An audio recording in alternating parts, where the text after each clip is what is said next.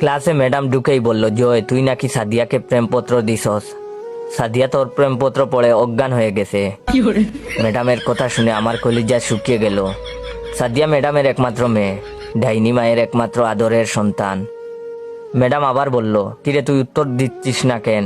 ভয়ে আমার পায়ে কাঁপাকাঁপি শুরু হয়ে গেল, যে কোনো সময় প্যান্ট নষ্ট করে ফেলার মতন। জীবনে কখনো ম্যাডামের ক্লাসে পড়া দিয়েছি বলে মনে পড়ে না। ম্যাডাম এমনিতেই আমাকে দেখতে পারে না, তার উপর তার মেয়েকে প্রেমপত্র দিয়েছি, সেটা পড়ে বেচারি অজ্ঞান।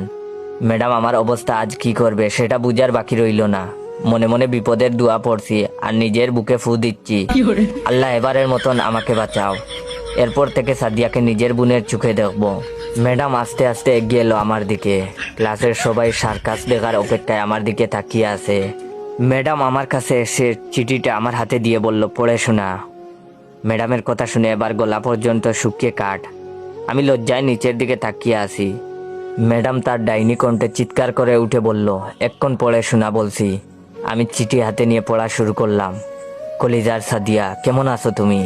জানি তুমি ভালো নেই। তোমার ডাইনি মায়ের 45 মিনিটের ক্লাস আমাদের যে অবস্থা করে, আল্লাহ জানে সারাদিন তোমার ওপর ওই ডাইনিটা কতটা নির্যাতন চালায়। তুমি বললে আমি উনার বিরুদ্ধে মামলা করব। প্রথম দিন তোমাকে দেখেই আমার বুক কেঁপে উঠছিল। সেই কাঁপুনিতে বাংলাদেশ ও মায়ানমারের কিছু অংশ কেঁপে ওঠে, অথচ মানুষজন বলে সেটা নাকি ভূমিকম্পের কারণে। কাউকে বিশ্বাস করাতে পারিনি, ওটা আমারই বুকের ভূমিকম্প। তুমি জানো সারাদিন শুধু আমি তোমার কথা ভাবি। এত ভাবনা যদি আমি গণিতের প্রতি দিতাম, তাহলে আইনস্টাইনের মতো আমার পকেটে 2-4টা নোবেল থাকতো। কিন্তু দেখো, আমি নোবেলের কথা চিন্তা না করে শুধু তোমার কথা চিন্তা করি। কিন্তু তোমার ডাইনি মায়ের জন্য চিন্তাটাও ঠিক মতো করতে পারি না। হঠাৎ করে তোমার মা আমার চিন্তার মধ্যে এসে আমাকে লাঠি পেটা করে আর বলে, ওই তুই আমার মেয়েকে নিয়ে চিন্তা করিস কেন? সেই দিন স্বপ্নে দেখি তোমাকে নিয়ে ছাদে যাচ্ছি হানিমুন করতে। রকেটে আমি আর তুমি লুকোচুরি খেলছি। এর মধ্যে কোথা থেকে যেন তোমার মা এসে রকেটের ইঞ্জিন বন্ধ করে দিয়ে বলে, এবার খেলা হবে। বিশ্বাস করো সাদিয়া, তোমার কথা মনে হইলেই এই হৃদয়ের মধ্যে এনার্জি বাল্ব জ্বলে উঠে। তুমি আবার ভেবো না আমি 300 টাকার এনার্জি বাল্ব 100 টাকায় কিনেছি শুধুমাত্র কোম্পানি প্রচারের জন্য। আমি ফিলিপ বাল্বের কথা বলেছি, যা দিবে তোমাকে শতভাগ আলো ও দীর্ঘদিনের গ্যারান্টি। সাদিয়া বিশ্বাস করে এই মানে।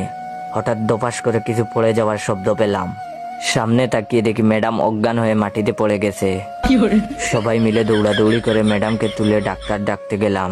ম্যাডামের জ্ঞান ফিরলে প্রিন্সিপাল ম্যাডাম আমাকে ডেকে পাঠালেন। উনি বললেন, তুমি নাকি ম্যাডামের মেয়ে সাদিয়াকে চিঠি দিয়েছো। কি ছিল সেই চিঠিতে? দেখি চিঠিটা আমাকে দাও। আমি বয়ে বয়ে প্রিন্সিপাল ম্যাডামকে বললাম, আগে এখানে ডাক্তারকে ডাক দেন। ভিডিওটা কেমন লাগলো অবশ্যই কমেন্ট করে জানাবেন। আর হ্যাঁ, ভিডিওটা ভালো লাগলে আপনার 15 জন বন্ধুকে শেয়ার করবেন আর কমেন্ট করে বলবেন ভিডিওটা শেয়ার করেছেন কিনা। ধন্যবাদ।